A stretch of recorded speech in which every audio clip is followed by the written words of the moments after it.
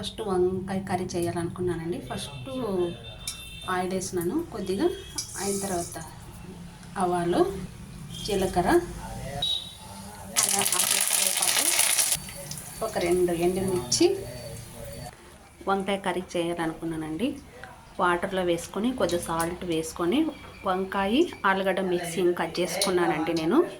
అట్లా వంకాయ కర్రీ సూపర్గా ఉంటుంది టేస్ట్. ఇప్పుడు చూపిస్తా చూడండి. అయిన తర్వాత వంకాయ వేసుకోవాలండి.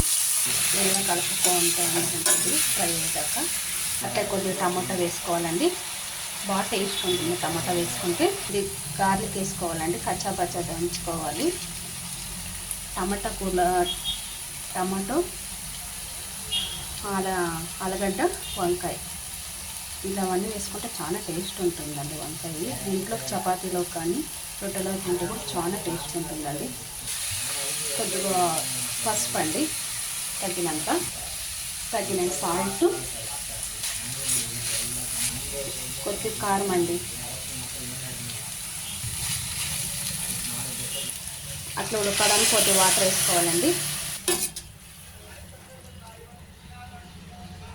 ఇలా మూత పెట్టుకోవాలండి. అప్పుడు ఉడుకుతూ ఉంటుంది బాగా. కొద్దిగా కొత్తిమీర వేసుకోవాలండి లైట్గా. చాలా బాగా టేస్ట్గా ఉంటుంది. ఇలా కర్రీ చేసుకొని తింటే చాలా టేస్ట్ ఉంటుందండి. ఇలా ట్రై చేయండి మీరు కూడా.